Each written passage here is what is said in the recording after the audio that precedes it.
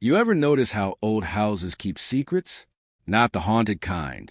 The kind where you walk past something 1,000 times growing up and never once stop to ask why it's there. A weird little door under the stairs. A closet full of canned soup nobody touched in 20 years. A rusty sign by the basement entrance with 3 yellow triangles on it. None of that stuff showed up by accident. It got built into American homes during a time when the whole country was bracing for something that, thank God, never actually happened. We're talking about the Cold War. And no, not the part you read about in a textbook. The part that landed right in the basement, the backyard, and the hallway closet. Today, we're digging into 10 Cold War home features that are still out there, hiding in plain sight, in houses just like the one you grew up in. 1. The backyard bomb shelter. Picture this. It's 1962, and your dad just spent the weekend pouring concrete in the backyard instead of mowing the lawn. That wasn't unusual. Government pamphlets at the time practically handed out blueprints, telling regular families how to dig a hole and turn it into a survival bunker, complete with a ventilation pipe and shelves for canned peaches. Some people went all in. Others just dug the hole and lost momentum somewhere around week 2. Either way, a surprising number of these shelters are still sitting under American lawns right now, sealed shut, totally forgotten, until some poor guy hits concrete while planting tomatoes. Most got filled in eventually or turned into glorified root cellars. But every now and then, one turns up a hole in the ground that used to hold a family's worst fear. 2.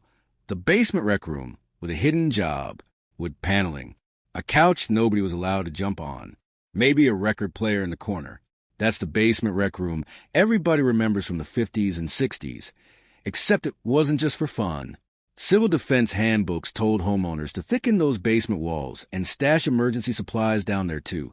So while the kids were upstairs in spirit, but downstairs in body, playing Monopoly or watching reruns, they were technically standing in what their parents considered the safest spot in the house. Nobody told them that. Of course. Why would you tell a 7-year-old he's playing checkers in a bunker? That's probably why old basements still feel a little heavier than they should. They were built to hold more than just a couch and a record player. 3. Blackout curtains. Here's one that's easy to miss. Those thick, dark drapes hanging in your grandmother's living room weren't just a style choice, even though, sure, they kind of became one eventually. Originally, blackout curtains went up during World War II to keep house lights from being visible to enemy planes flying overhead at night. You'd think that practice would have ended when the war did. It didn't. Cold War civil defense drills brought blackout curtains right back into use, with whole neighborhoods practicing lights out in case of an air raid that, again, never came. A lot of families just never bothered taking them down afterward. They became part of the furniture, so to speak, heavy, dark, and nobody questioning why. For the pantry closet that wasn't just a pantry. Every old house seems to have one closet that's a little too well-stocked for no reason. Canned beans going back further than anyone can explain. A water jug nobody's touched.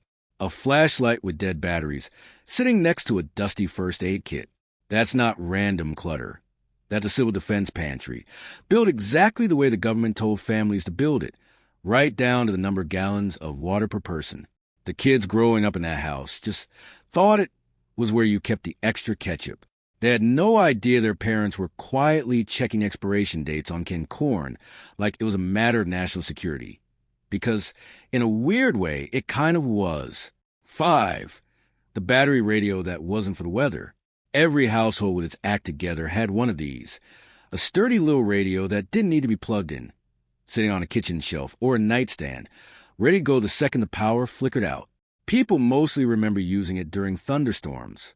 Tune it to the right spot on the dial, though, and you find a small triangle marking the emergency broadcast stations. Stations that existed for one reason, and it wasn't to tell you about Tuesday's chance of rain. That radio was supposed to be your lifeline if the unthinkable happened. Funny how something built for the worst-case scenario ended up just being the radio we keep in the kitchen drawer. 6. The fallout shelter sign. Black and yellow. 3 triangles. If you spend any time around an old school, post office, or apartment basement, you've probably walked right past one of these signs without a second look. Starting in the early 60s, thousands of buildings across the country got marked as official public fallout shelters.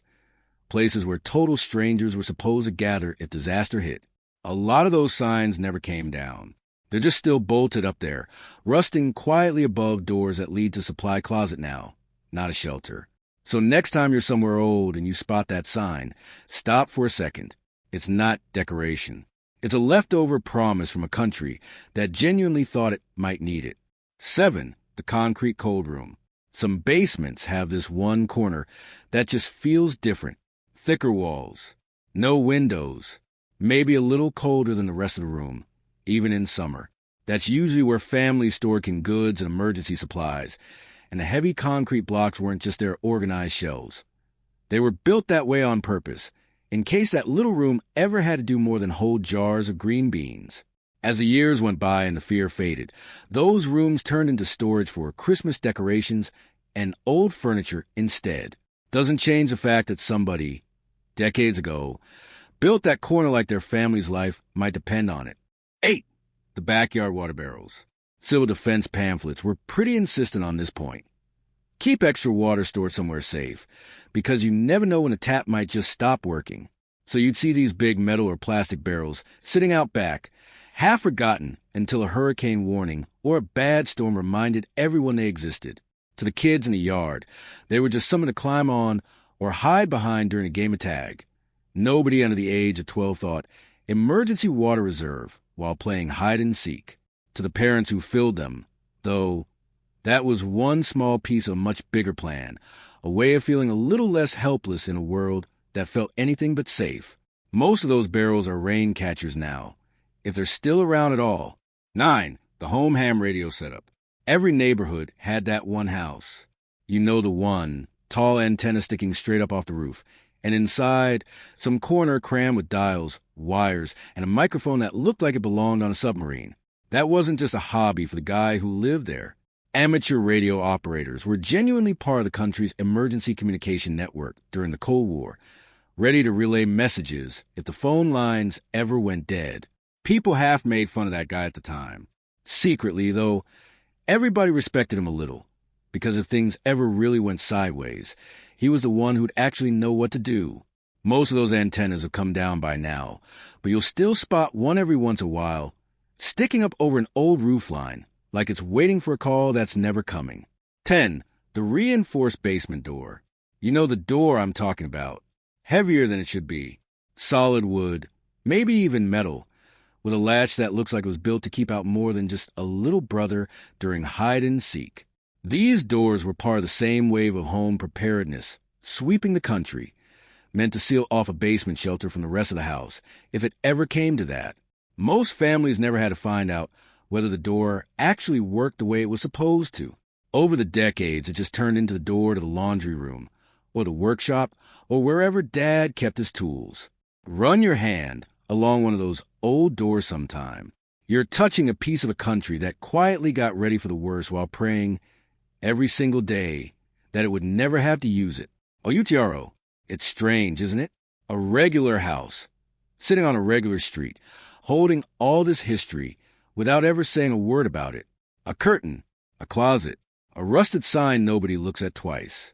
All of it left over from a time when American families faced down an uncertain world and quietly did whatever they could to feel a little more ready for it. If your family's house had any of these, or if you remember a basement that always felt a little more serious than it should have, tell us about it down in the comments. And if this one brought back a memory or two, go ahead and hit like, subscribe for more stories like this, and we'll see you next time on American Rewind.